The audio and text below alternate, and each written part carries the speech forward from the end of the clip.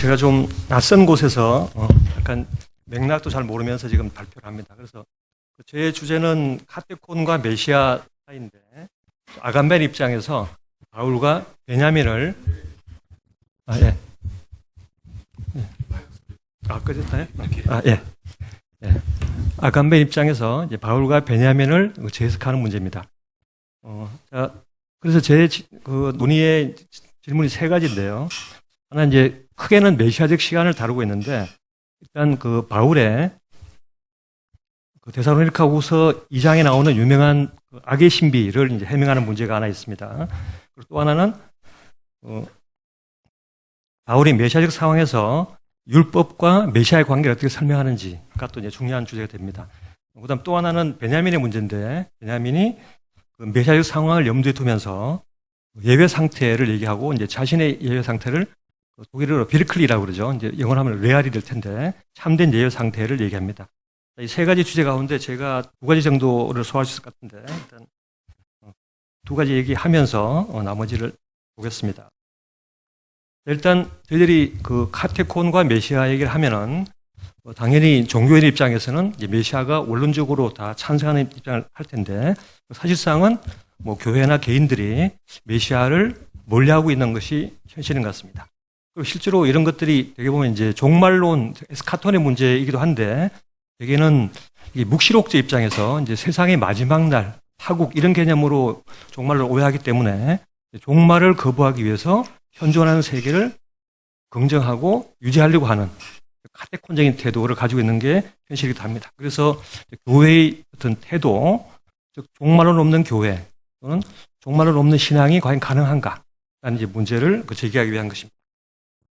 그래서 일단 소박하게 물어보면 메시아는 언제 오는가라는 시간의 문제가 있습니다. 메시아가 오는 그날이 오늘이 아닐까요? 아마 그렇다면 아마 매일 오지 않을 겁니다. 그래서 이제 베냐민 같은 경우는 단적으로 모든 시간, 모든 날이 메시아가 들어오는 작은 문이다라는 얘기를 하고 있고, 일찍이 바울 자신도 그 호닌 카이로스라는 말을 쓰면서 바로 지금, 바로 바울이 살았던 당시에 메시아가 온다는 얘기를 한 적이 있습니다. 왜 그날이 아니라 오늘이라고 그러고 지금이라고 하는가? 이제 문제가 됩니다. 다시 말하면은 크로노스로서의 달려있는 시간이 아니라, 그죠? 바로 이제 마지막 끝을 생각하는 태도를 이제 문제 삼는 것들이죠. 이런 면에서 이제 메시아가 오는 날짜를 오늘이 아닌 그날로 보는 태도가 왜 문제인지, 왜 미래로 보는 것이 오늘 저 메시아 아닌 날에 살고 있는 태도에 그치는 것인지가 문제될 겁니다. 그래서 일단 우리가 기독교적으로 보면은 교회의 시간을 얘기할 때, 클레멘트가 얘기할 때 보면은 교회가 지상에 머무르는 시간은 정주민적인 태도가 아니라 이제 잠깐 머무르는 것이죠. 그래서 이런 면에서 이제 잠깐 머무르는 교회의 시간 개념을 이제 교회의 시간으로 보는 것이 정당함에도 불구하고, 우리가 흔히 얘기했던 것처럼 이제 내 속히 오리라 했을 때 예수님이 온 날짜를 기다리면서 아직 오지 않은 이제 소위 재림이 늦어지면서부터 교회가 이제 재림을 준비하는 것이 아니라 현실을 받아들이는 방식으로 역사를 주도하는 입장이 이제 바뀌어버립니다. 이런 식의 태도가 이제 소위 파루시아를 해석하는 방식이 달라진 거죠. 그래서 이런 식의 이제 파루시아가 지연되기 때문에 교회가 올 때까지 이제 현실을 조직하고, 교회는 영속적인 것처럼 소위 이제 메시아 없는 삶을 살려고 하는, 다시 말하면은 그 구원의 오이코노미아만 존재하고 정작 구원은 오지 않는, 희한한 일이죠. 구원 없는 오이코노미아 과정이 진행되고 있습니다. 그리고 사실 그거는 바로 카테콘의 태도이기도 하죠. 이렇게 해서 교회의 시간은 메시아적 경험을 외면하면서 이제 마치 연대기 속의 어느 날인 것처럼 자꾸 지연을 시키고 있는 중입니다. 이랬을 때 이제 우리 데살로니가 후서를 어떻게 볼 수 있는지가 문제될 텐데, 일단 이렇게 했을 때 이제 메시아적 시간의 구조를 파악하는 게 중요한데, 메시아적 시간은 일단 묵시록과 다릅니다. 다시 말하면 시간의 끝이 아니라 끝의 시간이죠. 끝을 염두에 두고 어떻게 끝을 맺을 것인가라는 시간이기 때문에 파국의 시간이 아닙니다. 다시 말하면은 그 시간 자체 속에서 시간을 압축하고 시간을 변형시키고 나 자신인 시간 속에 자기 삶을 살아가는, 그리고 시간 속에 참여하는 시간이지, 또 이제 내가 서 있는데 달력이 지나가고 있는 것처럼 우리가 이제 그 안에서 우리가 무관한 시간 속에서 시간 흘러가고 있는 그런 시간이 아니라는 것들이죠. 다시 말하면은 기차 시간표가 늦는 것처럼 예수님 오는 시간이 늦네? 이런 구도가 아니라는 거죠. 당연한 얘기인데도 불구하고 대개는 이제 오해하고 있습니다. 오해하고 싶겠죠, 사실은. 그래서 우리가 메시아적 시간이라는 것은 이제 올람 하세허가 아니라 올람 하바도 아니고 매개적 시간인데 매개적 시간을 보는 태도에서 시간 구조를 잘못 이해하고 있다는 것들이죠. 크로노스로 시간이 있는가 하면은 그 중에 하나가 아니라 크로노스와 함께 하지만 동일하지 않은 같이 흐르면서도 다른 시간 개념이 있습니다. 이런 식에서 이제 메시아적 시간을 어떻게 이해할 것인가가 굉장히 중요한 주제가 되고 그래서 아직 not yet, 아직 오지 않았지만 이미 온 것이기도 한 이런 식의 시간의 역설적인 측면들 동시에 메시아 속에서 파악될 수 있습니다. 그래서 우리가 메시아적 시간을 그 다른 곳이라든가 다른 시간으로 보지 않는다는 것이 굉장히 의미 있는 것이 될 것이고 실제로 바울이 상당히 자주 이제 그런 얘기를 하죠. 도둑처럼 온다는 둥, 그죠? 그 다음에 지금 온다는 둥, 다 그런 얘기들입니다. 예를 들면 이제 바울이 우리 그 유명한 얘기를 하죠. 메시아를 얘기하면서 이제 각 사람은 부르심을 받은 그 부르심대로 지내라. 메시아 올 때 이제 부름을 얘기하죠. 클레시스를 얘기합니다. 그래서 이제 내가 종으로 있을 때 부르심을 받았느냐? 염려하지 말라. 그러나 내가 자유롭게 될 수 있거든. 그것을 이용하라 하면서 이제 마치 자신이 뭐뭐가 아닌 것처럼 호스메라고 그러죠. 그래서 이제 자신이 결혼하는 사람이면 결혼하지 않은 것처럼 장사한 사람은 장사하지 않은 것처럼 슬픈 사람은 슬프지 않은 것처럼 이렇게 하는 부분이 있습니다. 얘들이 굉장히 재미있는 얘들인데 그래서 마치 기존의 소명이 아니라 새로운 메시아적 소명이 중요하다는 것들이죠. 이렇게 해서 이제 무엇이 아니다라는 이런 식의 메시아적 소명은 기존의 모든 소명을 이제 전복시키는 소명입니다. 그래서 이런 식의 의미에서 이제 메시아라는 시간은 메시아 자체는 이제 그 임재를 알리는 메신저이기 때문에 본인이 주인공이 아닌 거죠. 그러니까 이제 그분이 오시는 것을 문을 열고 이제 기다리게 하고 태도를 바꾸는 이제 그런 의미에서 이제 얼티미트가 아니라 페널트라는 거죠. 마지막 직전의 시간입니다. 여기 마지막 시간 때문에 이제 마지막 시간을 잘 보지 않는데 그래서 이제 마지막 시간을 앞세워서 그 앞 시간을 부정하는 것도 문제가 되지만 또 이제 마지막 시간을 밀치기 위해서 두 번째 시간 자체를 또 연기시켜도 문제가 될 겁니다. 둘 다 사실은 시간 구조를 굉장히 이제 외적인 것으로 보고 있는 태도가 되겠죠. 우리 보네프가 굉장히 유명한 비판한 적이 있습니다. 이런 식의 이제 어떤 급진적으로 시간을 부정하는 것도, 그 다음에 현재 시간을 연장시키고 유보하는 것이 정당하다고 보는 것도 둘 다 시간을 잘못 이해하고 있는 것이다. 라는 유명한 얘기를 하고 있습니다. 그리고 이런 식의 이제 메시아적 시간은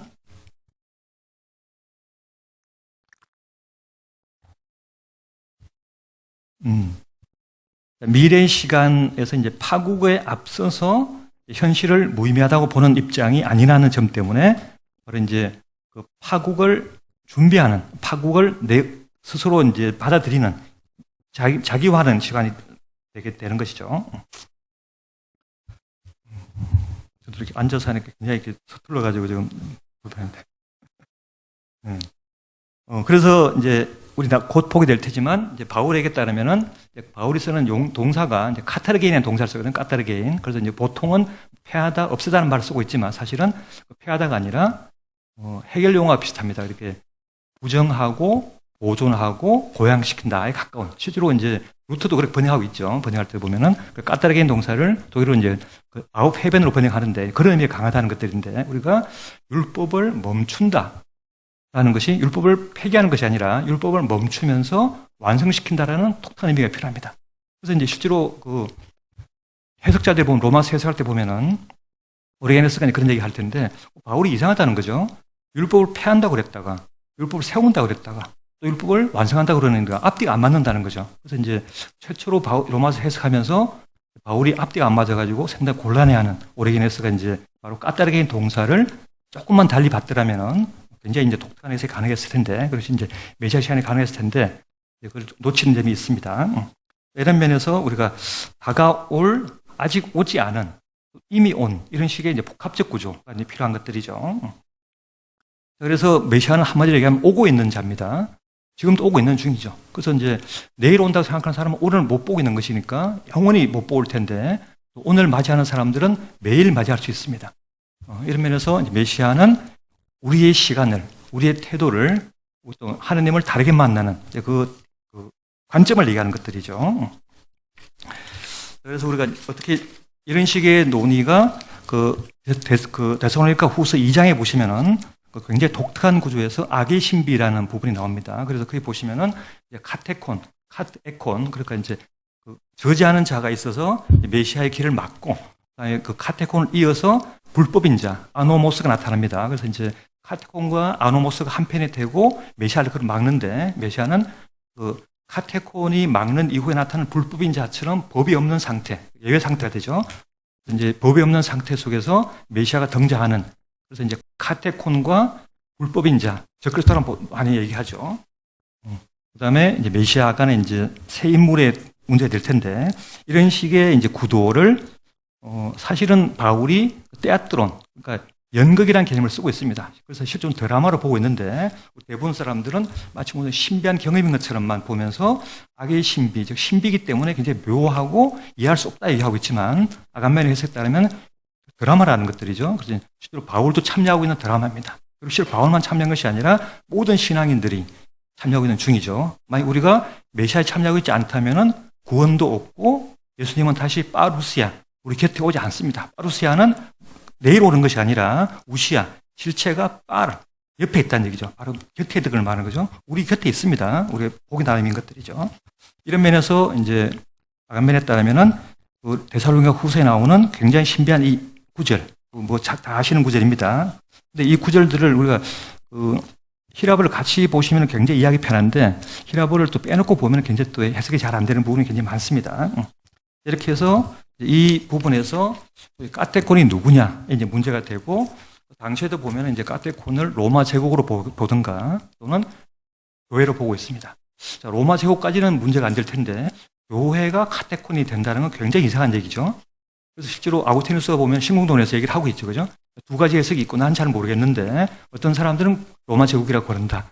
바울은 아마 정치 상황 때문에 이제 교회를 보호하기 위해서 로마 제국을 하지 않았을 것이다. 하지만 로마 제국이 맞다. 카테콘은 메시아를 저지하는 자들이다. 이렇게 이제 얘기하기도 하고, 또 이제 내려왔던 사람도 그런 사람 보기도 합니다. 또 다른 쪽에서는 아니다. 티코니우스 얘기죠. 우리 라친거 주기형, 저기 이제 베네딕스 16세가 이제 티코니우스라는 사람을 소환했는데, 그 사람에 따르면은 우리 교회는 두 가지 얼굴이 있다는 것들이죠. 그래서 이제 푸스카, 즉 교회의 어두운 측면이 있습니다. 그러면 데코라, 교회의 정의로운 측면이 있는 것들이죠. 그래서 이제 이 푸스카와 데코라라는 측면은 교회를 이루는 두 몸인데, 즉 두 부분이 한 몸을 이루고 있고, 이 부분은 불행하게도 메시아가 오는 날까지 같이 간다는 거죠. 즉 교회의 어두운 측면과 사악한 측면은 끝까지 함께 합니다. 그래서 이제 메시아가 오고 예수님이 후 불어서 적그리스도를 없앨 때 사라진다는 것들이죠. 이런 면에서 이제 티코스가 얘기했던 것처럼 교회 자체가 카테콘이라는 거죠. 너무나 이상한 얘기입니다. 교회가 구원을 가로막는다, 또는 오이코노미아만 살려놓고는 정작 구원을 저 너머로 버리고 그날이 아직 오지 않았다고, 끊임없이 아직 오지 않았다는 것을 강조하는 교회의 태도가 바람직하냐, 문제된다는 것들이죠. 이런 식의 논의에 대해서 아간베는 신학적인 논의보다도 당시의 용례를 이용해가지고, 좀 미스테리오냐는 말 자체가 이제 문학적인 자료를 통해서 보면 미스테리오는 신비가 아니라 신비를 세상 속, 역사 속에서 드러내고 있는 중이라는 것이죠. 미스테리온 자체가 하나의 드라마의 용어입니다. 그런 면에서 신비의 드라마는 하느님께서 세상 역사 속에서 자신의 연극을 상演하고 있다는 것들이죠. 이 연극을 상演하고 있는 것인데, 알지 못하는 자들한테는 이해가 되지 않겠지만 똑바로 보는 자들한테는 이해가 안 될 수 없다는 것들이죠. 만약에 하나님의 그 미스테리온이 아무도 이해할 수 없는 것이라면은 말이 안 되는 것들이죠. 우리 바울이 왜 바울인가 하면은 바로 예수님의 죽음과 부활. 약간 극단적으로 얘기 드리면은 바울은 예수님의 생애에 관심 없습니다. 예수님의 부활이 메시아적 사건인 것들이죠. 부활한 예수님이 예수 그리스도입니다. 예수 메시아가 되는 것들이죠. 그래서 바울의 메시아적 사건은 예수님의 부활입니다. 삶이 아닙니다. 이런 면에서 바울에 따르면은 이 바로 순환의 드라마가 눈앞에 펼쳐지고 있고, 그것들은 바로 또 다른 모습으로, 한 번은 카테콘으로, 그 다음에 카테콘을 이어받는 또 하나의 아노모스, 즉 이제 카테곤이 오고서 그 다음 나온 얘기는 이제 법이 멈춘 상태이기 때문에 이 법을 이용해서, 즉 불법 상태 이용해서 하나님을 참칭하고 신앙을 위조해서 자기가 신인 것처럼 얘기하면서 신의 자리에 앉아서 모든 사람을 지배하면서 사탄의 역할을 대신하고 있는, 진리에 관심 없는 그런 식의 사람들을 오도하는 위조 집회를 만드는, 위조 신앙을 만드는 자가 바로 아노모스, 즉 그리스도입니다.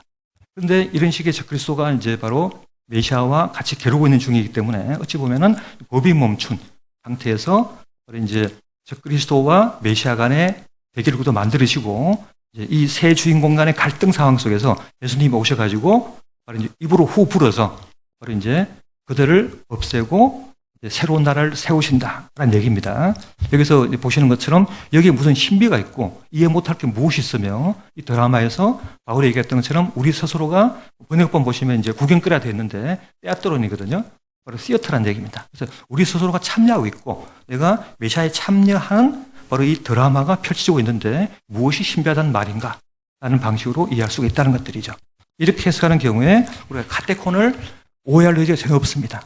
그런데도 불구하고 우리 아간벨의 논의는 사실상 이제 칼 슈미트라는 이제 카톨릭 신자이면서도 나치 협력했던 굉장히 이제 위험한 인물이고, 굉장히 많은 이제 소위 이제 국가를 이제 다시 말하면 파국을 막고 이 세계를 소위 유지하겠다. 그다음에 마르시온주의로부터 이 세계의 어떤 역사를 유지하고 보호하고, 그러기 위해서는 어쩔 수 없이 메시아를 뒤로 유예할 수밖에 없는 식으로 정당하면서 나치까지 불러들이는 방식이고, 이 사람에 따르면은 이 사람의 이제 그 권력 방식은 예외 상태를 이용한 이제 독재의 권력을 말하죠. 그래서 이제 주권자가 이제 법을 멈추면서 법 없이 세상을 지배하는, 그래서 이 사람들이 카테콘을 보고 있는 것들이죠. 이 카테콘의 지배를 연구하고 싶어 합니다. 이렇게 했을 때 이제 굉장히 이상한 일이 벌어지는데, 자, 카테콘의 지배가 굉장히 세련돼가지고 지배를 한다고 합시다. 그죠? 그럼 어떻게 된가 하면 이제 카테콘이 지배하기 때문에 오이코노미아는 계속 진행되고 있는 중이죠. 하지만 카테콘이 영속적으로 지배하는 동안에는 오이코노미아만 진행되고 있지만 끝이 안 나는 중이죠. 오이코노미아는 어디로 가는지, 무엇을 위한 것인지, 그 다음에 마지막 종점 없는 상태에서 계속 공전하는 중이라는 것들이죠. 이런 식의 의미에서 카테콘이라는 것들이 과연 무슨 의미가 있는지를 질문할 수 있습니다. 그리고 역설적으로 이제 종말론적 사무소를 이제 폐쇄했다는 트렐치 얘기 있는 것처럼 이런 식의 종말론을 멀리하면서 이런 식의 카테콘의 또 다른 한 축으로서 현실 교회가 종말론을 파국을 마치 거부하는 것처럼 현실 속에서 여전히 자기 조직을 이제 유지하려는 정당성을 삼기 위해서 이제 이론적으로는 얘기하기 곤란, 그러니까 종말론을 거부함으로써 논의 자체에 가지고 있는 역사를 숨기는 것들이죠. 그래서 이제 이런 식의 카테콘 스스로를 정당하는 방식이 바람직한가라는 것이 우리 첫 번째 질문이 되겠습니다. 이런 식의 논의가 뭐 복잡한 얘기는 아니죠. 그래서 이제 이런 식의 카테콘의 논의가 만약 받아들여진다면은 종말론이 없는 오이코노미아라는 굉장히 미묘한 사항들이죠. 다시 말하면은 일종의 그런 것들이죠. 시작을 있는데 끝이 없는, 영원히 끝이 미뤄지고 있는 그런 비슷한 겁니다. 그렇게 해서 이제 종말론 요소가 사라졌을 때 어떻게 될 것인지에 대해서는 여러 가지 해석이 가능한데, 사실은 이런 식의 슈미트 얘기뿐 아니라 국가 권력이 됐든 그다음에 교회가 됐든 간에 교회 스스로가 자기가 유한한 존재라는 사실을, 세상에 잠깐 머물다가 문 닫을 것이라는 사실을 제시로 얘기하면은 천국에는 교회가 없거든요. 교회가 필요 없죠. 교회가 없다는 얘기는 교회는 천국 존재가 아니라는 얘기입니다. 지상에서만 존재하는 오프스테이죠. 신의 역할을 대신하는 대리인 역할을 한다는 사실을 부정했을 때 본의 아니게 스스로가 이런 식의 슈미트적인 논리에 따라오고 있다는 사실이 이제 문제가 될 수 있습니다. 자, 그 다음에 이제 우리가 바울 얘기를 보기 위해서 데살로니가 후서 논의와 다른 입장에서 로마서를 해석할 필요가 있는데, 여기에서 로마서에서 우리가 얘기했던 것처럼 메시아가 등장하는 순간에 법이 멈춥니다. 율법이 멈추거든요. 그러면서 법 없는 정의라는 개념을 쓰고 있습니다. 굉장히 묘한 일이죠. 유대인들의 경우에는 법을 지키는 것이 정의로움인데 법 없는 정의 또는 율법이 까따르게인, 율법이 멈춘 상태에서 정의에 실현되었다라는 얘기를 하고 있습니다. 결론은 다 하신 얘기들이죠. 사랑과 약함의 존재론입니다. 이것을 어떻게 이해할 것인가 문제인데, 우리가 이것을 이해하기 위해서는 아간벤에 따르면은 사고 전환이 필요합니다. 포텐티아 개념이 필요한데, 우리가 현실적인 존재만 있는 것이 아니라 가능성이 필요하거든요. 그래서 이제 예를 들면은 그 건축하는 사람은 건축을 매일 하고 있는 것이 아니라 건축하지 않을 때도 있습니다. 그래서 건축을 하기도 하고 하지 않기도 합니다. 이런 면에서 potential not to, potential not to do, potential not to be가 있다는 것들이죠.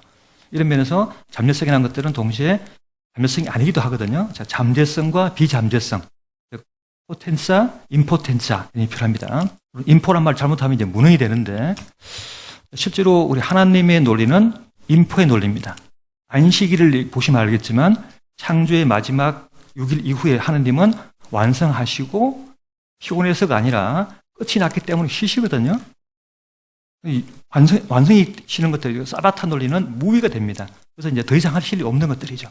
천국은 일하는 곳이 아닙니다. 그죠? 천국에서는 할 일이 없는 것들이죠. 굉장히 재밌지 않습니까? 농부가 천국 가가지고 뭘 할 것인지, 농사 짓고 싶을 텐데 농사 지을 일 없어요. 먹고 사는 게 중요하지 않습니다. 그죠? 이렇게 해서 이제 천국의 논리는 사바타의 논리고, 무의의 논리고, 법이 없는 곳입니다. 그랬을 때 바울이 어떻게 이걸 준비하고 있는지를 이제 볼 필요가 있는 것들이고, 바로 메시아는 법이 없는 세계, 다른 논리가 필요한 것들입니다. 그랬을 때 보시는 것처럼 잠재성이라는 것들은, 잠재성은 동시에 비잠재성이고, 또 하나는 소위 어두움의 잠재성이라고 그러죠. 우리가 볼 수만 있는 것이 아니라 어둠을 보는 것들, 즉 보지 않음을 볼 수 있어야 되거든요. 그런 면에서 결핍이 필요하다는 것들이죠. 스테레시스라고 할 텐데, 그래서 이제 어떤 잠재성이라는 것들은 하지 않음, 즉 가능성에서 현실성으로 올라가지 않음, 즉 어떤 잠재성에서부터 현실화하지 하는 것이 아니라 현실화를 멈추는 것, 작용을 멈추는 것, 즉 이제 까따르게이라는 것들을 작용을 멈추는 것을 얘기합니다. 즉 법을 사용하지 않는 것이죠. 이런 식의 방식에서 우리 아간벤의 이런 식의 비잠재성 모델을 염두에 두시면은 바울의 얘기가 굉장히 이해가 잘 될 텐데, 이런 식의 모델을 이해하지 못하면은 바울의 어떤 양면성이 그냥 문제가 되죠. 예를 들면은 모세 율법과 바울의 메시아적 사고 방식이 어떻게 공존할 수 있는 것인가? 믿음과 율법은 상이한 것처럼 보입니다. 그런데 모세 율법에 따르면은 그렇죠. 이제 이스라엘 사람을 다 구원한다는 믿음의 차원이거든요. 믿음의 차원은 율법을 필요하지 않습니다. 우리 의인인 것은 믿음으로서 의인인 것이지 법을 잘 지킨다 의인 되는 건 아니거든요. 그럼 반대로 법을 잘 지키는 것이 무슨 의미가 있느냐? 그래서 또 율법은 부족하다는 얘기냐? 뭐가 더 필요한데? 이런 식의 문제가 될 텐데, 그런 식의 율법과 율법의 멈춤과 완성이라는 것들을 임포텐자, 즉 possible not to do 정도로 이해하면은 굉장히 이해하기 쉽습니다. 예를 들면은 우리 인간의 자유를 얘기할 텐데, 인간의 자유로운지는 굉장히 까다로운 문제입니다. 제가 볼 때 인간의 자유라는 개념은 신을 흉내내는 것이거든요. 그런데 실제로 우리가 그 애완견을 보면은, 그죠? 애완견, 우리 주인공 커니 나올 텐데, 커니는 밥을 주면 밥을 먹어요. 애인이 나타나면 사랑을 합니다. 근데 이제 우리하고 다른 점은 뭐냐면, 커니는 밥을 줄 때 안 먹지를 못하는 거죠. 애인이 나타났을 때 사랑 안 하지를 못하는 거죠. possible not to eat가 안 되는 거예요. 또 possible not love가 안 됩니다. 근데 우리는 밥을 안 먹을 수 있고 사랑하지 않을 수 있거든요. 그래서 이제 아간벤에 따르면 이런 얘기가 가장 뛰어난 얘가 바로 멜빌의 주인공인 바틀비입니다. 필경사가 법을 쓰라고 합니다. 바틀비가 열심히 쓰다가 필경하다 함부로 멈추죠. 그러면 뭔가 하면은 I would prefer not to. 번역이 굉장히 이상한 말인데, 굳이 번역하면은 하고 싶지 않은데요? 이 정도입니다. I will not이 아닙니다. 그죠? 그래서 하고 싶지 않습니다. 법을 멈추는 거죠. 글쓰기를 멈춥니다. 글쓰기를 멈추면 어떻게 될까요? 이것은 이제 will과 will not의 문제가 아닙니다. 그래서 의지와 결정, 다시 말하면 힘을 가지고 행사하고 실현하는 것이 아니라 실현하지 않습니다. 왜 하느님은 세상을 그냥 두고 보실까요? 막강하신 분이고 엄청난 분이실 텐데 힘을 행사하지 않는 것들이죠. 가장 약한 자 속에서 나타나신 하나님이라는 개념을 이해하는, 우리 보통의 신들은 다 강렬하거든요. 신이 전능한 존재인데 왜 자기 힘을 행사하지 않을까요? 가장 약한 자가 굶주릴 때 두고 봅니다. 그죠? 그리고 이제 약한 자한테 한 것이 나한테 한 것이다. 벗은 자한테 옷을 준 것이 바로 나를 입히는 것이다. 이런 식의 약함의 존재로는 자기의 힘을 포텐티아를 행사하지 않는 것이거든요. 신은 포텐티아가 아니라 임포텐티아입니다. 이런 면에서 이제 우리가 비자멸성 모델을 받아들인다면은 바울이 왜 율법의 정지를 얘기하는지 이해할 수 있는 면이 있을 겁니다. 그래서 아간벤의 이런 식의 그 비자멸성 모델을 잠깐 염두에 두고 그 다음에 보시면은 믿음과 율법의 대립이 아니라 믿음과 율법의 관계를 새로 생각할 수가 있을 겁니다. 그렇게 해서 바울이 이제 약속과 믿음의 측면과 율법의 측면이 사실은 서로 보완적이거나 또 이제 지향하는 측면이라는 사실을 드러내고 있습니다. 뭐 대부분 내용들은 다 아실 텐데, 그렇게 해서 이제 처음에는 이제 믿음과 율법의 논의를 이제 믿음의 율법과 행위 율법과 믿음의 율법으로 나중에 바꾸면서 이제 율법과 믿음을 대립시키는 것이 아니라 뉴트럴라이즈 한다고 그러죠. 중립화시킵니다. 그래서 이제 이 중간 정직을 만들어서 율법을 멈출 수 있는 어떤 기회를 만들어내죠. 그래서 그 보시면은 우리 이제 그 믿음의 율법과 행위 율법을 나누면서 몇 가지 구절을 들여서 굉장히 독특한 얘기를 하고 있습니다. 그래서 이제 일단 율법과 작용 정지 부분을 이제 보시면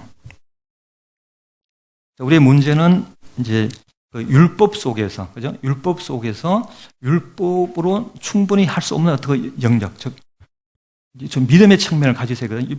그래서 율법과 믿음 사이에 간격이 있고, 그래서 이제 율법이 가지고 있는 이제 규범적인 측면에서 부족한 부분이 있을 겁니다. 이렇게 해서 이제 그 율법의 관계를 우리가 이제 그 율법을 멈추는, 율법의 작용을 정지시키는, 말이 좀 이상합니다만은 율법을 멈추는 것은 작용을 정지시키는 방식으로 적용하는 것이기도 하죠. 즉, 적용하지 않는 적용, 이 개념이 필요합니다. 이렇게 해서 예를 들면 이제 바울에게서는 율법이 왜 문제되는가 하면은 율법 때문에 우리가 죄를 알게 되고 율법은 생명이 아니라 죽음에 이끄는 것입니다. 그래서 이제 율법이 금지를 알게 하고 금지가 욕망을 낳고 그다음에 이 욕망들이 죄를 이르게 하고 사망에 이르게 한다. 한다면은 굉장히 독특한 논리죠. 율법 때문에 결과적으로 죄와 사망이 생깁니다. 문제를 어떻게 해결하는 거죠? 율법을 지키는 방식으로 우리 어떻게 하더라도 율법 어길 수밖에 없는 면이 있기 때문에 율법 있는 한은 죄와 사망을 벗어날 수 없다는 것들이죠. 어떻게 될까요? 사고를 확 뒤집을 필요가 있는 것들이죠. 율법을 멈춰야 됩니다. 율법을 없애는 게 아니라 그래서 율법이 있지만 작용하지 않는 것들이죠. 이런 면에서 마치 법전에 존재하지만 실행하지 않는 법, 액투하지 않는 법이 있는 것처럼 이를테면 그런 것들이죠. 사람을 죽인 자 사형에 처하는데 신기하게도 아무도 안 죽이는 바람에 법을 실행할 수 없는 거예요. 이런 거라든가 또 달리 말하면은 사람을 죽인 자 사형에 처한다고 죽인 거는 살인이고 사형에 처하는 건 살인이 아닌가? 이런 일이 벌어집니다. 그랬을 때 우리가 이제 사형을 하지 않을 수 있거든요. 법을 멈추는 것들입니다. 이런 식의 방식으로 율법을 멈추는 것, 필요한 것들이죠. 이렇게 해서 우리 카타르 개인을 얘기할 때 이제 이게 왜 필요한가 하면은 율법 스스로가 가지는 내적인 이중성이 있다는 것들이죠. 범죄하면서 동시에 이것이 초래하는 네거티브 효과가 있다는 것들이죠. 그래서 이제 바울은 이제 율법 자체를 우리 이제 법률적으로 하면 이제 법을 없애면 어떻게 될까요? 죄를 지어서 처벌한다 생각합니다. 하지만 죄를 지어 처벌하는 건 법이거든요. 죄가 있고 법이 있는 것인지 법이 있고 죄가 있는 것인지 어느 쪽일까요? 아마 인지하고 싶지 않겠지만 논리적으로 법학자들이 싫어하겠지만 사실은 법이 있기 때문에 죄가 있습니다. 그죠? 자연 상태는 법이 없기 때문에 죄가 없거든요. 이런 면에서 우리가 문제를 거꾸로 보는 사고방식을 최초로 제시한 사람이 바울입니다. 그리고 그런 바로 종교적인 태도인 것들이죠. 현실적으로는 우리가 법을, 다시 말한 메시아는 법을 가지고 오는 자인가? 기존의 율법이 모자라가지고 더 튼튼하고 더 새롭고 더 정밀하고 더 뛰어난 주용자 있어가지고 완벽하게 법을 지키는 것이 새로운 세상일까요? 천국일까요? 아닐 겁니다. 법이 필요 없는 세상이 되어야 되는 것들이죠. 법이 필요 없는 조건과 법이 필요 없는 행위와 법이 필요 없는 태도가 필요한 것들이죠. 이런 면에서 이제 법 자체를 다르게 사고하는 것이 바로 메시아적 사고인 것들이고 이런 면에서 우리가 이제 법이라는 것들을 소위 카타르게인 개념을 가지고 이제 법을 멈출 때 바로 죄가 멈추고 금지가 멈추고 욕망이 멈추고 죽음이 멈추고 삶이 가능해집니다. 이렇게 해서 여러 가지 뭐 구절들은 다 잘 아실 부분이니까 이제 이런 각도에서 이제 다시 보시면은 바울은 굉장히 논리정연하게 바로 이런 식의 율법의 정지를 사고하고 있고, 이 사고하는 방식이 바로 카타르게인, 바로 비자민성 모델을 쓰고 있다는 것들이죠. 이런 식의 방식은 바로 약함의 존재론을 쓰고 있습니다. 다시 말하면은 하는 것이 아니라 하지 않음, 결정하는 것이 아니라 결정하지 않음, 법을 실행하는 것이 아니라 실행하지 않음, 즉 리얼라이즈가 아니라 일리얼라이저블 한 것들이죠. 자신의 힘을 쓰지 않는 것이 바로 신성한 것입니다. 이런 면에서 비자민성이 가지고 있는 독특한 논리, 하지 않을 잠재성, 결핍의 형태로 존재하는 자신의 능력, 즉 이제 함과 하지 않음이 공존하고 있는 어떤 이전의 상태가 바로 이제 비잠성 상태가 되는 것들이죠. 이렇게 해서 메시아적 잠재성이라는 것들은 바로 이런 식의 약함의 형태로 존재하는 것이고,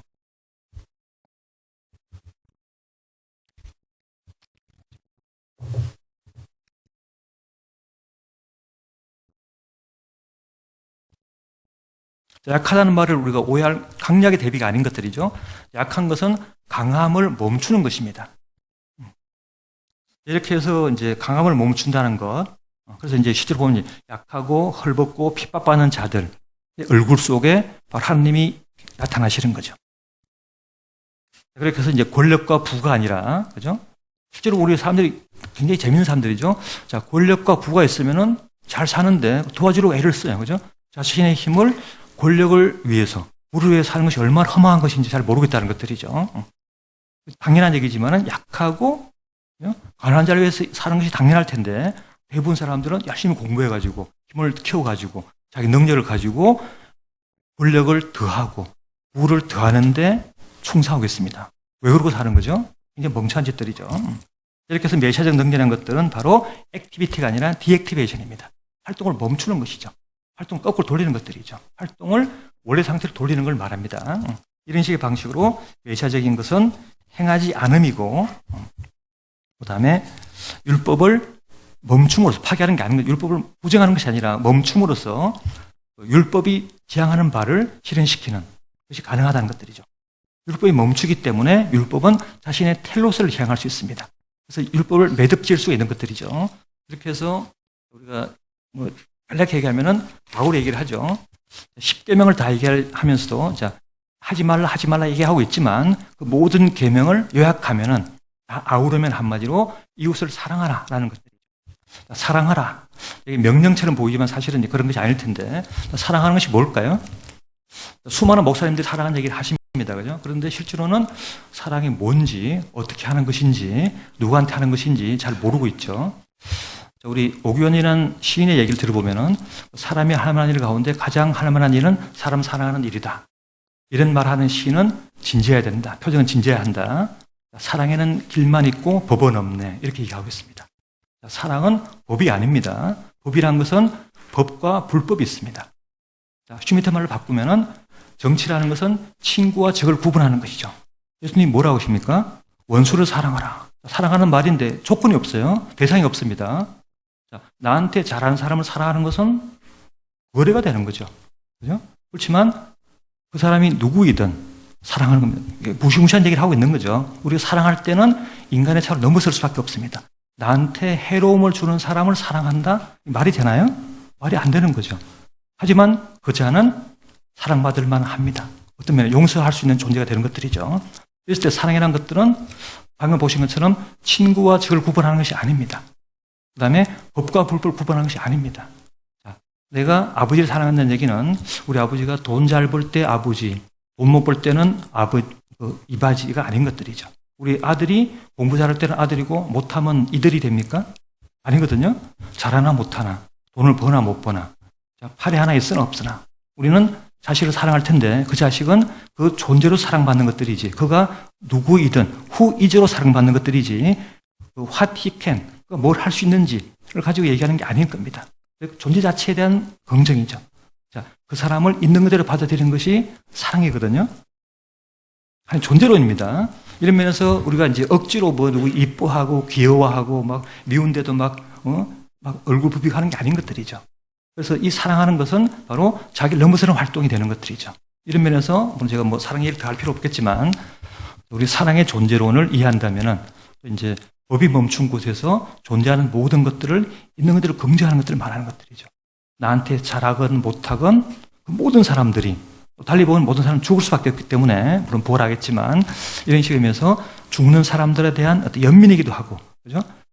스스로가 마치 전능한 힘을 가지고 있는 것처럼 뻐기고 있는 사람들 그들이 얼마나 나약한 존재인지를 우리 알 수 있습니다. 그 사람들에 대한 뭐 연민이든 뭐 애정이든 측은함이든 관계없습니다만은 그 사람을 있는 그대로 받아들이는 것이 바로 사랑이라면은 이런 식의 의미에서 율법이 멈추면서 사랑의 존재론으로 약함의 존재론으로 바뀝니다. 이러면서 이제 메시아라는 것은 이런 식의 율법 없이 바로 정의를 실현시키고 이 정의라는 것들은 바로 사랑에 통해서 이제 다른 방식의 긍정을 얻게 되는 것들이죠. 존재하는 모든 것들이 바로 이런 식의 방식으로 허용되고 받아들여지는 태도 만들어진다면은 하늘나라는 눈앞에 있을 겁니다. 이렇게 해서 이제 얘기를 할 텐데 또 하나 이제 우리가 사랑 얘기를 할 때 논리적으로 얘기하자면은 물론 이제 사랑 얘기를 끌어당겨서 얘기해버리면 그만이긴 하지만 왜 사랑이냐 그리고 사랑하는 것들이 왜 법이 멈춘 상태에서 법을 완성하는 것이냐 하는 얘기를 하기 위해서는 논리적인 이제 어떤 매개가 필요합니다. 그래서 이제 아간벤 같은 경우는 슈미트와 대결하는 입장이기도 하니까 예외 상태를 얘기하고 있는 것들이죠.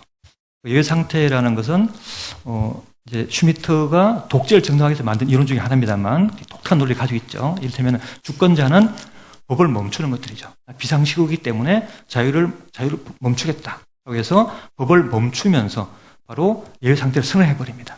그래서 주권자는 법을 만드는 자이고 동시에 만들고 나면 법 안에 들어가서 법을 지킨 자입니다. 그래서 이제 주권자는 법 밖에 있고 동시에 안에 있거든요. 예외 상태가 되면은 바로 이제 법 안과 바깥이 구분이 안 됩니다.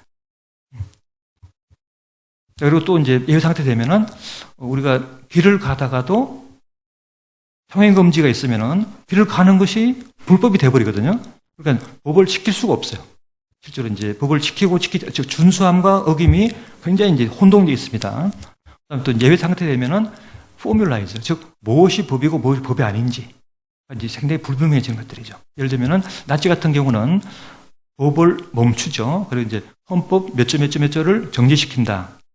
당분간, 물론 당분간은 이제 끝까지 가겠지만, 그래서 이제 정지시키고 나면은 무엇을 허용하는지 금지하는지 알 수 없습니다. 그렇게 해서 우리가 이제 군인들이 아무나 걷어차고 총쏴 죽이는 것이 죄가 되는지, 아니면은 태극기가 이제 배양될 때 일어서야 되는 것인지, 다 이제 그게 다른 의미를 갖게 되는 것들이죠. 저희들 요새는 그런 게 없지만 저희들 옛날에 영화 볼 때 보면은 애국가 나오면 일어서야 됐거든요. 저는 안 일어서 가만히 있었는데 굉장히 불편했어요. 그죠? 다 일어서는데 혼자 앉아 있는 바람에 국기 하강식 할 때 가다가 서야 되거든요. 근데 이제 걸어가는 게 죄가 되는 거죠. 모두가 다 서 있는데 혼자 한번 가보세요. 얼마나 굉장히 불편한지. 이게 바로 불법이 될 수 있습니다. 이렇게 이런 의미에서 자, 법 없이 그죠? 모든 것이 허용과 금지 없이 무엇이 법인지 아닌지, 즉 삶 자체가 법이 되어버리고 법이 삶이 되어버리는 끔찍한 세상이 되어버립니다. 이런 세상은 바로 이제 카프카 얘기하는 세상일 텐데, 그래서 이제 죄 없이 체포되고 자기 무죄를 증명할 길이 없어지고, 그다음 자기가 뭘 잘못하는지 알 수 없으면서 계속 죄의식 가지고 살면서 소송 가운데서 벗어날 수 없는 존재. 이게 바로 이제 카프카의 말은 존재일 텐데, 이런 의미에서 바로 이제 예외 상태라는 것들은 안과 바깥이 구분되지 않습니다. 그 다음에 법을 지키고 어기는 것이 똑같습니다. 그 다음에 포뮬라이즈 할 수 없는 것들이죠. 자, 이 세 가지 측면을 우리가 정식하고 나면은 바로 바울이 얘기하는 메시아적 상황이 똑같다는 것들이죠. 신기하게도 바울은 마치 스미트를 알고 있는 것처럼 예외 상태를 알고 있는 것들이죠. 바울 스스로 얘기하죠. 그죠? 내 한때 불법자가 되었으니 라는 말을 쓰거든요. 아노모스라는 말을 씁니다. 메시아 상황은 법이 멈춘 것이거든요. 그러면서 법이 멈추기 때문에, 그죠? 법을 지키는 것과 지키지 않는 것이 차이가 없습니다. 율법을 지킨다고 해서 믿음을 보장할 수 있는 게 아닌 것들이죠. 의로운 자는 믿음의 의로운 자이지 법을 지키는 게 어려운 게 아닙니다. 그 다음에 법을 수행할 수 있는 길이 없는 거죠. 무엇이 허용되고 금지된 것들이죠. 그러니까 미스와를 열심히 지킨다고 해가지고 하나님을 볼 수 있습니까? 그렇지 않거든요. 이런 면에서 또 실제로 우리 정식화하는 자체는 허용과 금지, 하지 말라. Do not this. 뭘 하라는 얘기죠? 하지 말라. 이건 빨간색이 아니야. 무슨 색깔이라는 얘기입니까? 파란색, 노란색 알 수가 없습니다. 즉 금지라는 것은 아무것도 얘기하고 있는 게 없는 것들이죠. 우리 십계명이 다 그죠? 말라. 뭘 하라는 얘기예요? Do not. Do this가 없습니다. 이랬을 때 이제 메시아라는 것들은 이런 식의 안과 바깥이 지워진 법 없는 상태, 그다음에 실행할 수도 없고 지킬 수도 없는 상태. 율법은 지금 무의미졌기 때문에, 그다음에 이제 율법이 무엇인지도 분명치 않은 상태입니다. 율법을 지키는 것이 참된 신앙의 태도가 아닐 수 있거든요. 이런 면에서 바로 메시아 상태는 이런 것들을 사랑과 약함을 통해서 이제 의미를 만들어냅니다. 즉 사랑의 혁명, 그다음에 약함의 존재로는 율법 없는 세계 속에서 예외 상태에서 이제 다시 말하면 예외 상태를 새롭게 구성하면서 바로 신이 올 수 있는, 하나님이 올 수 있는 파루세아 세계를 만들고 있는 중이죠. 다시 말을 바꾸면은 법이 있는 한, 율법이 있는 한 메시아는 오지 않습니다. 천국은 절대로 실현될 수 없습니다. 세상에 천국이 되기 위해서는 법이 멈춰야 되는 것들이죠.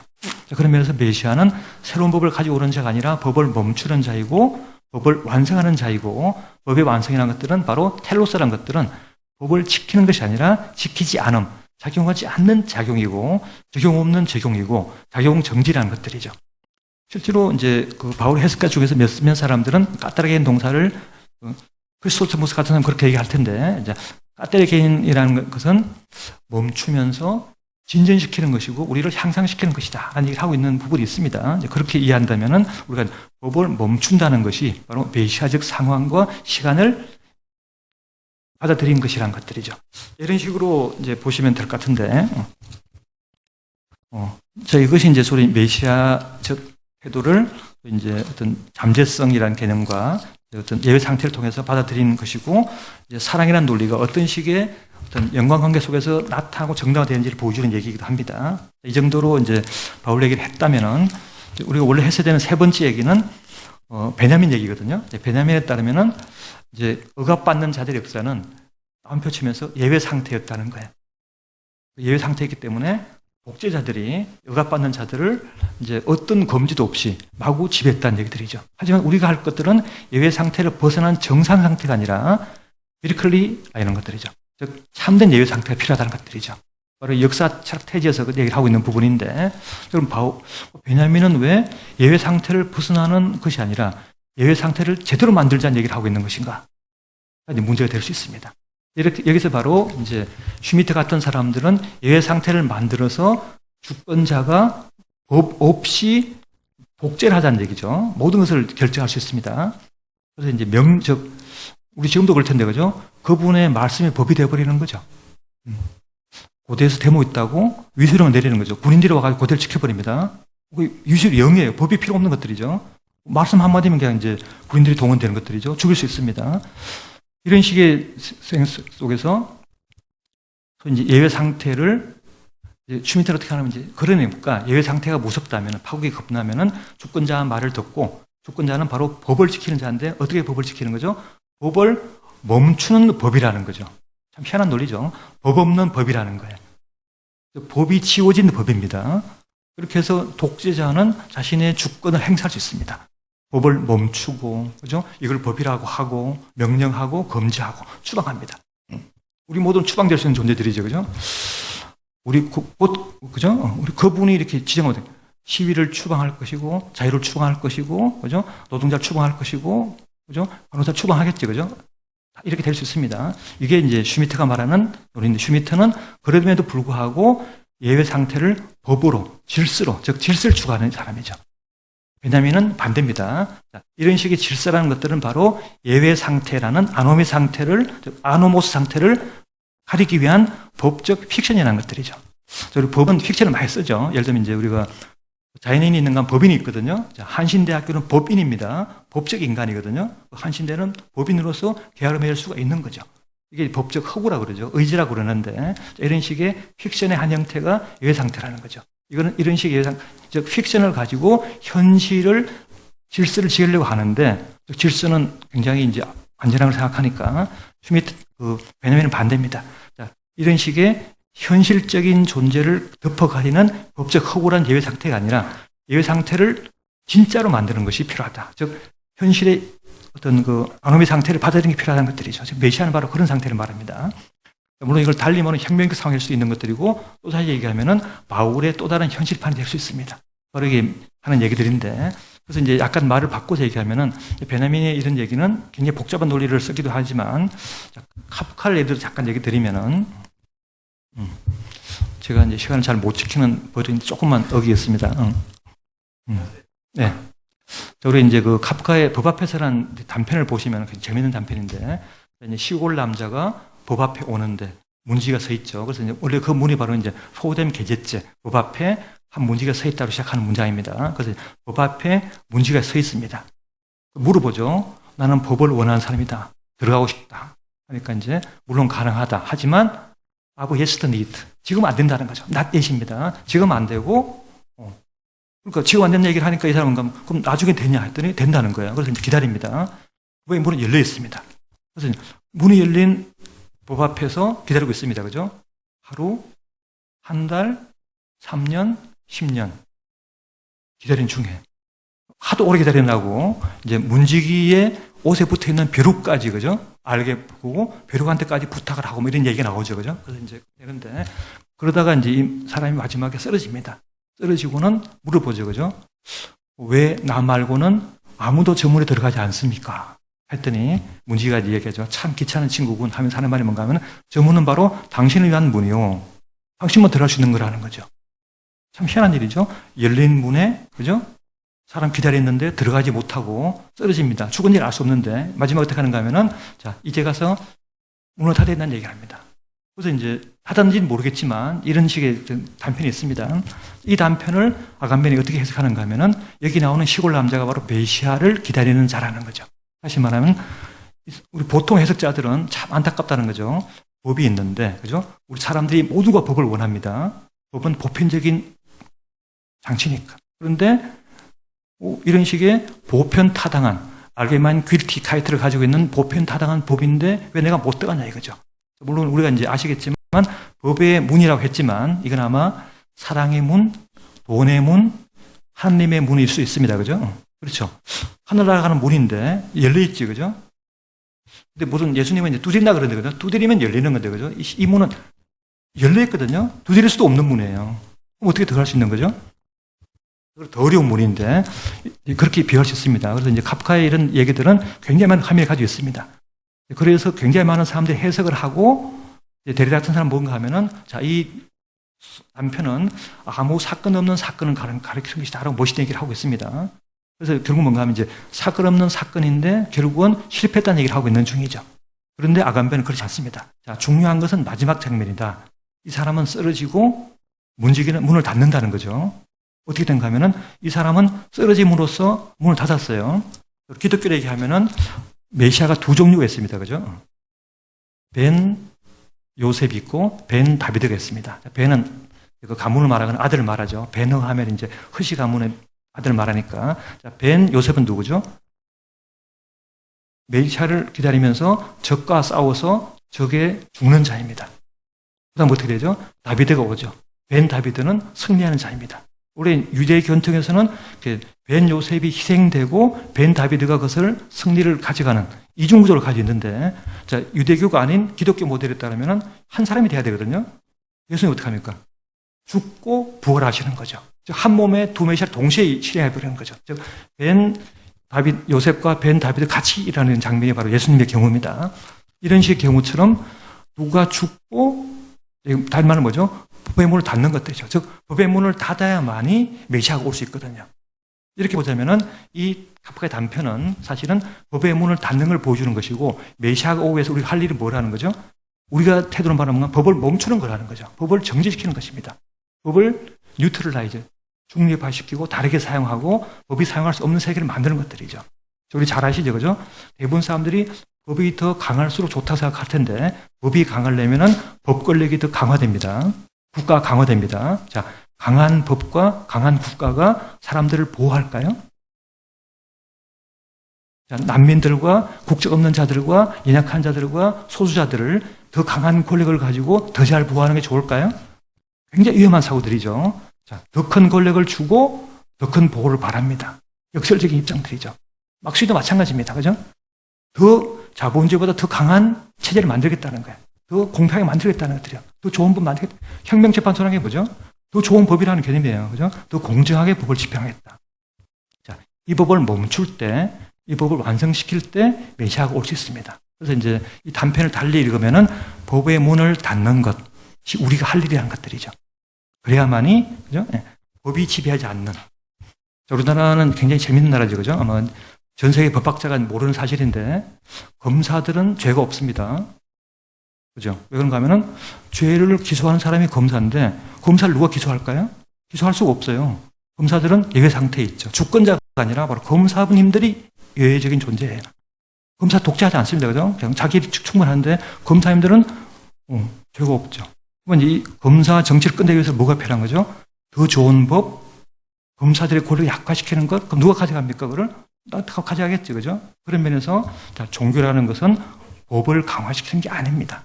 율법을 멈추는 것들이죠. 노모스가 아니라 아노모스가 필요하고, 달리 보면 예외 상태고, 달리 보면 메시아 상태입니다. 그런 상태를 만들었을 때 두 가지 위험이 있죠. 아노모스라는 불법자가 나타나가지고 예수를 참여할 수 있습니다. 동시에 메시아가 올 수 있는 길이 되는 것들이죠. 자, 우리가 제도적으로 객관적으로 보장할 수 있는 게 아닙니다. 신앙의 세계는 푸스카와 데코라가 공존하는 교회처럼 두 몸의 교회가 있을 때, 그죠? 자, 사탄이 함께하는, 그 다음에 예수님이 함께하는 교회 속에서 우리에는 어쩌고 택해야 될 것인가가 있다는 것들이죠. 자, 이때 이제 슈미트 같은 사람들은 굉장히 우스꽝스러운 논리를 펴니다. 자기 뭐라고 그러는가 하면은 나는 카테콘을 지지자이고, 카테콘을 지지하는 이유는 뭔가 하면 역사의 파멸을 막기 위한 것이고, 역사의 파국을 막기 위해서 메시아를 좀 나중에라고 하기 위한 것이다. 나는 국가를 동원할 수도 있고 교회는 알아서 할 테고 이렇게 합니다. 근데 문제는 이런 식의 카테콘을 얘기하면서 자기도 이제 그 가톨릭 신자니까 뭐라고 하면은 자기는 적그리스도가 굉장히 무섭다는 거예요. 무시무시한 적그리스도와 싸우는 카테콘. 이게 말이 되는 얘기인가요? 카테콘이 왜 적그리스도와 싸웁니까? 그래서 이제 카테콘이 적이 둘이라는 거예요. 적그리스도도 적이고 메시아도 적이고. 그래서 이제 두 명을 동시에 이중투쟁을 하는 거죠. 투쟁하면서 적과 동지를 구분하면서 계속 싸우면서 카테콘이 영원히 세상을 보호할 것이다. 낫지가 안 되면은 뭐 또 땅이 나오겠죠, 그죠? 이렇게 해가지고 이제 바로 이제 카테콘을 통해서 세상을 마치 구원하는 것처럼, 신인 것처럼. 어떤 신학자는 카테콘을 신이라고 부르기도 합니다, 실제로. 그런 역할을 할 수 있을 테니까. 그래서 이제 국가 권력과 교회의 이름으로 오이코노미아를 영구화시키면서 오이코노미아는 진행되지만 결과는 없습니다. 이펙트는 없는 거죠. 그래서 이제 오이코노미아가 진행될 뿐 구원도 영광도 천국도 오지 않는 그런 세계를 만들기 위해서 우리 모두가 손발이 되어서, 그죠? 카테곤의 편에 서 있지 않은지. 자, 과연 누가 메시아를 반기고 있을까요? 자, 물론 이제 뭐 제가 함부로 할 수 있는 얘기는 아니지만, 그리고 메시아는 그날 오는 것이 아니죠. 그리고 이제 자신의 태도를 바꾸면서 바로 오늘, 그죠? 우리가 법 없는 세계를 만들고 사랑을 실천하고, 사랑은 주관적인 어떤 배품 같은 게 아닙니다. 그죠? 세상을 보는 관점이고, 그 다음에 존재론인 것들이죠. 자, 사랑이라는 개념으로 존재하는 모든 것들을 긍정하는 태도가 되면은 그것이 바로 또 하나의 정원, 이게 천국의 다른 이름이죠. 정원이 되지 않을까 생각합니다. 이런 면에서 또 이제 그 나중에 보시면 이제 뭐 슈미트가 굉장히 어설픈 논리를 가지고, 그다음에 이제 자기가 바울의 제자인 것처럼 얘기하고 카테콘이 마치 정당한 것처럼 얘기하고 있는데, 사실 이제 문제는 거기에 슈미트 같은 노골적인 카테콘주의자들은 문제가 안 되는데, 굉장히 많은 진보적인 인사들, 그 다음에 굉장히 많은 사람들이 잠정적으로 또는 이제 자기도 모르게 카테콘 편을 들고 있다는 것들이죠. 그러면서 이제 마치 교회에 영원하라. 나는 정말 오이코노미아를 가지고 모든 것을 이룰 수 있는 것처럼 목표 없는, 완성 없는, 텔로스 없는, 끝없는 시간 속에서 모든 것들을 유지하려고 하는, 정말 신앙으로 볼 때는 정말 아무 의미가 없는 그런 식의 태도로 저희 카테콘적 태도가 뭐 이론적으로 실천적으로 정당화되고 있으면서 굉장히 많은 신실한 신자와 교회가 이런 식의 두 얼굴 속에서 카테콘 역할을 하고 있다는 것이 이제 우리 눈앞에 많이 보고 있는 현상들 중에 하나입니다. 이 정도로 제 발표를 마치겠습니다.